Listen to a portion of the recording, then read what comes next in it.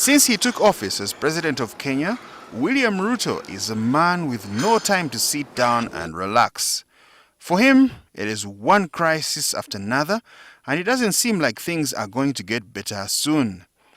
President Ruto started off his term of office with the infamous Maandamano protests over the high cost of living. After the protesters gave up their struggle,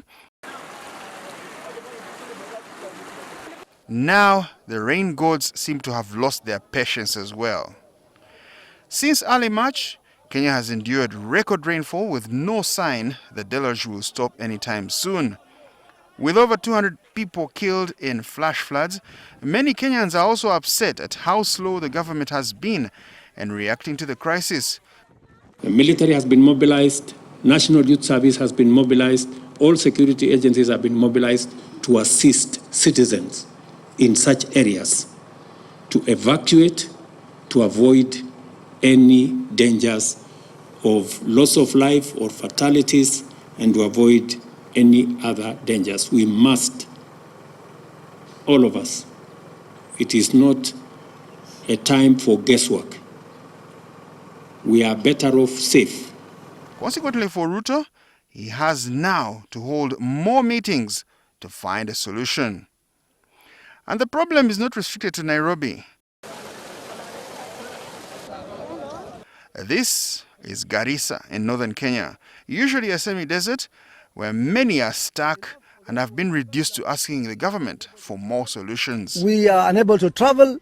We are unable to cross to Nairobi or from Nairobi to our homes in northern Kenya. It was enough that we have lost businesses. It was enough that people are idle and suffering. And again, to die in these circumstances is very unfortunate. East of Nairobi, in Machakos, the rains have displaced hundreds. Those who have refused to leave have been left with soaked furniture and the fear of waterborne diseases such as cholera, dysentery, and diarrhea. For hundreds of miles, wherever one looks, the country seems to be full of water. This is Kisumu, where a few brave ones try to get around the water with whatever means that they can.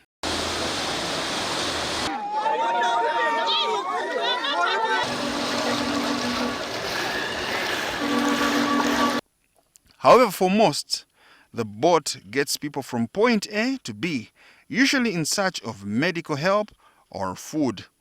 But even here, drowning incidents are not unusual. By virtue of that water, people could not pass a Congo River bridge. And therefore, one of the women was just trying to pass, and then he was drowned. We were on the search the whole day until this late afternoon, late morning, when we found her within the bed of the river. But more heartbreaking is the sight of sharks and many houses marooned in the waters, with former residents looking on helplessly. It is not the first time this flood is affecting us as the people. We request the national government in partnership with the county government to first construct the Koru-Soin Dam to contain some water so that the effect of these floods can be reduced.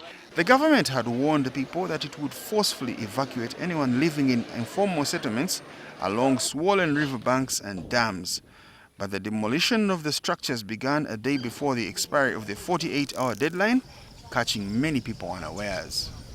The mapping that has been done on all fragile areas that are prone to landslides and flooding, we are asking every Kenyan in such areas to leave, because the forecast is that rain is going to continue and the likelihood of flooding and people losing lives is real.